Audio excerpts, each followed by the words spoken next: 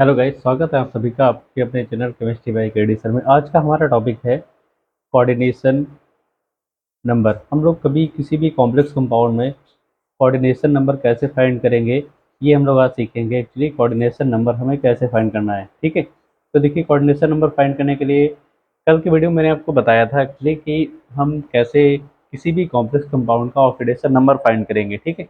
आज का हमारा टॉपिक है हम कैसे किसी भी कॉम्प्लेक्स का कोऑर्डिनेशन नंबर फाइंड करेंगे। तो देखिए, मैं एग्जांपल लेता हूँ यहाँ पर। सबसे पहला, शायद ये एग्जांपल मैंने कल भी पहले लिया था, K4FeCN का होल 6। ठीक, ये कॉम्प्लेक्स है हमारे पास, हमें इसका कोऑर्डिनेशन नंबर निकालना है। तो एक्चुअली मुझे इसका स्ट्रक्चर बनाना होगा। सबसे पहले हम लोग यहाँ पे लिखते हैं Fe के पास 6 CN अटैच है, तो उनको हम लोग कुछ ऐसे बना लेंगे।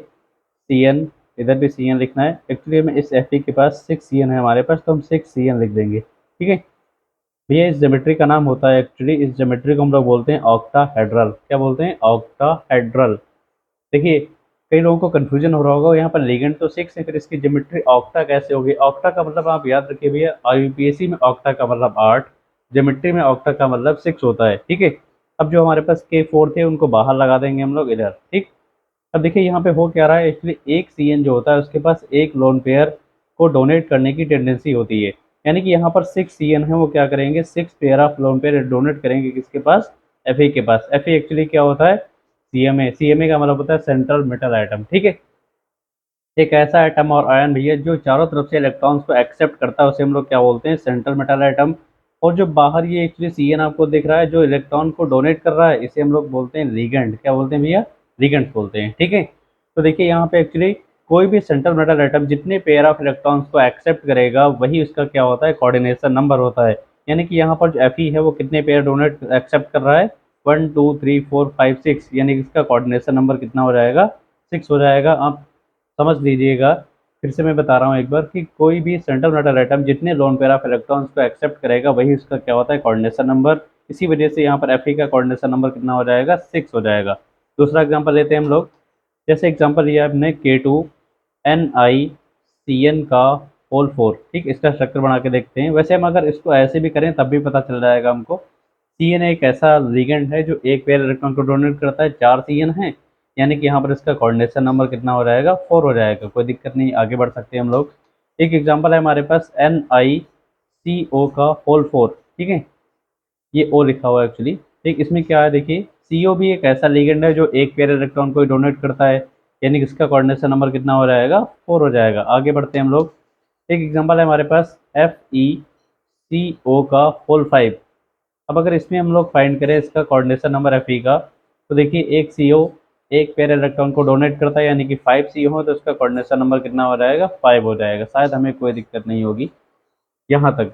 अब कुछ लोगों को लग रहा होगा भैया हमें कोऑर्डिनेशन नंबर आ गया, अब तो कोई दिक्कत नहीं होने वाली है, क्योंकि हमने तो बहुत आगे तक सीख लिया है। एक्चुअली आपको भी कुछ और ऐसे एग्जाम्पल बता सकते हैं हम जिसमें आपको दिक्कत हो सकती है, तो आप उनको देखिए, ध्यान से देखिए आप। जैसे एक एग्जाम्पल आपको दिया जाता है, COEN का होल थ्राइस और बॉक्स के बाहर लिख दिया गया Cl3, ठीक है। अब ये जो लोग जल्दी में करते हैं क्वेश्चंस को, उनको क्या लगेगा, 3 यहाँ पे लिगेंड लिखे हुए हैं, यानी इसका कोऑर्डिनेशन नंबर 3 हो जाएगा। पर एक्चुअली ऐसा नहीं है। जो EN होता है ना, EN का पूरा नाम होता है एक्चुअली, EN का पूरा नाम होता है इथेन 1,2 डाई एमीन, ये इसका पूरा नाम है। अगर इसका हम स्ट्रक्चर को ड्रॉ करें तो ऐसे बनता है CH2NH2 सिंगल बॉन्ड CH2NH2। अगर हम यहाँ पे मेटल को अप्लाई करते हैं तो N यहाँ पे, और ये एक N के पास एक लोन पेयर होता है, यानी कि 2 N के पास 2 लोन पेयर होंगे। एक जगह इधर से इलेक्ट्रॉन डोनेट करेगा, एक जगह इधर से इलेक्ट्रॉन को डोनेट करेगा। यानी कि जो EN है वो 2 जगह से इलेक्ट्रॉन्स को डोनेट कर रहा है, यानी कि ये एक ऐसा लिगेंड हो गया बाईडेंटेट। यानी कि दो पेयर, जितने भी लिगेंड 2 पेयर इलेक्ट्रॉन्स को डोनेट करते हैं, उन्हें हम लोग क्या बोलते हैं? Bidentate ligand. तो यानी कि यहाँ पर अगर एक EN क्या कर रहा है हमारा? दो 2 पेयर इलेक्ट्रॉन्स को डोनेट कर रहा है, यानी कि 3 EN जो है हमारे, वो क्या करेंगे भैया? 6 पेयर ऑफ इलेक्ट्रॉन्स को डोनेट करेंगे।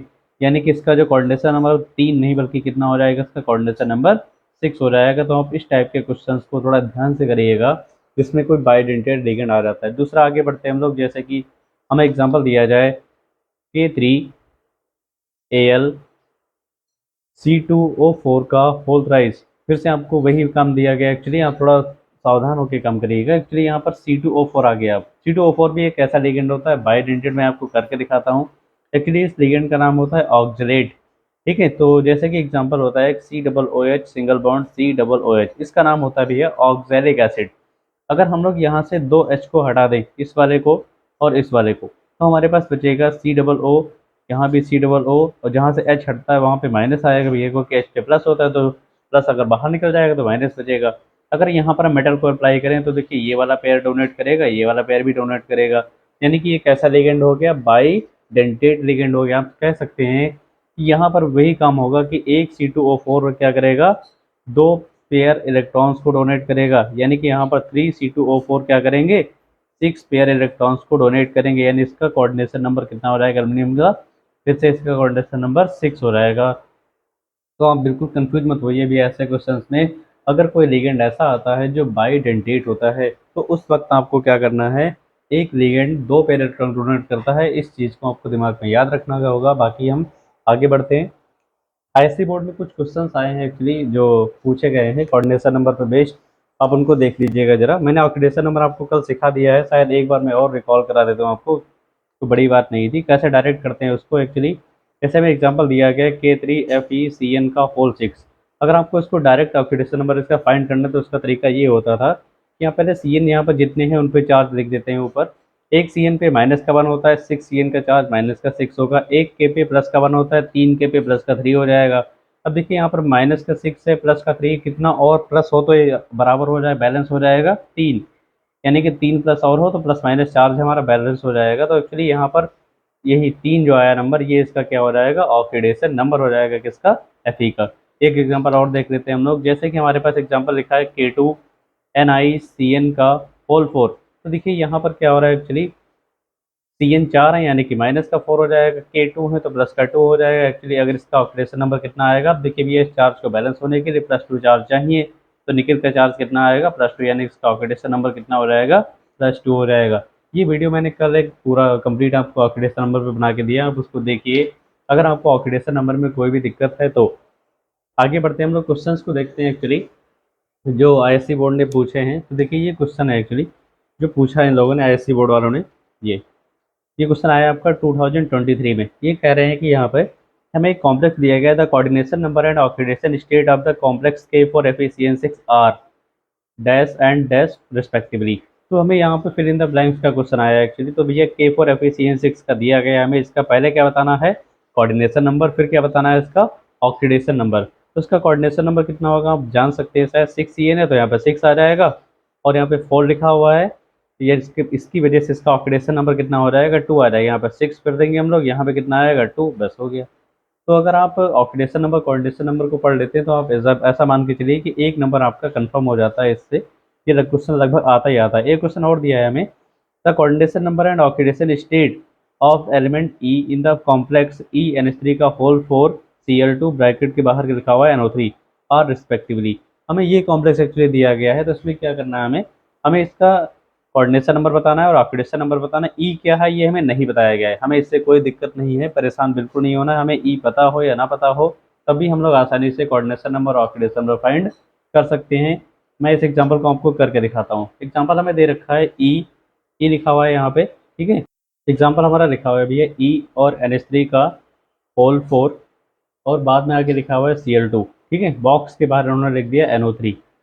आपको बिल्कुल कंफ्यूज नहीं होना है। सबसे पहले इसका हम लोग फाइंड करेंगे कोऑर्डिनेशन नंबर। जो आपको पहले ही पता होगा, NH3 जो होता है वो एक ऐसा लिगेंड है जो एक पेयर इलेक्ट्रॉन को डोनेट करता है, यानी कि 4 कोऑर्डिनेशन नंबर इसका NH3 की वजह से हो जाएगा। Cl भी एक मोनोडेंटेट है, यानी कि एक ही पेयर डोनेट करता है। 4 to 6 इसका कोऑर्डिनेशन नंबर कितना हो गया, 6 हो गया।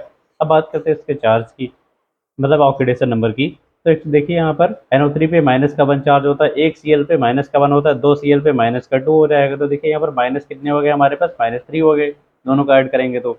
अब ये अगर -3 चार्ज हो गया तो प्लस का भी कितना हो जाएगा, 3 होगा, तो इसका ऑक्सीडेशन नंबर कितना हो जाएगा, +3। यानी कि उसमें जो ऑप्शन है भैया, ये जो ऑप्शन हमें दे रखा है पहला वाला 6 एंड 3, ये वाला ऑप्शन हम सही कर देंगे। तो समझ रहे हैं आपको, मेरे हिसाब से कोई दिक्कत वाली बात नहीं है, आप आगे आराम से बढ़ सकते हैं। कोऑर्डिनेशन नंबर के क्वेश्चन जो भी हैं आपको समझ आ गए होंगे, ठीक है। तो आप प्लीज़ इस वीडियो को ध्यान से देख लीजिएगा। इस वीडियो में बस इतना ही, मिलते हैं आपको नेक्स्ट वीडियो में। आज के लिए बस इतना ही, धन्यवाद।